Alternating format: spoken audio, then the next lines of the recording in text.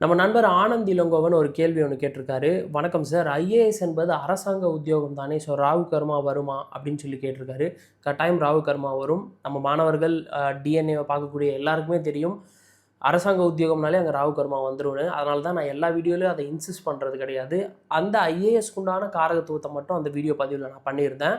அது மட்டும் இல்லாமல் தேர்வு எழுதி பெறும் வேலை என்பதால் புதன் கர்மாவும் வருமா அப்படின்னு சொல்லி கேட்டிருக்கிறாரு. அதாவது இந்த தேர்வு எழுதுறது அப்படின்றது வந்து பார்த்தீங்கன்னா ஒரு தேர்ச்சி முறை தானே தவிர அதுக்கும் புதன் கர்மாக்கும் எந்த சம்மந்தமும் கிடையாது. இந்த போட்டித் தேர்வுகள்லாம் வந்து பார்த்தீங்கன்னா இயல்பாக 6ஆம் பாவத்தில் வரும். சரி, 6ஆம் பாவத்தோட தொடர்பு எல்லா கவர்மெண்ட் அஃபீஷியல்ஸோட ஜாதகத்திலையும் இருக்கான்னு பார்த்தா இல்லை, அதுவும் இல்லை. ஸோ அதனால் அது வந்து ஒரு தேர்ச்சி முறை.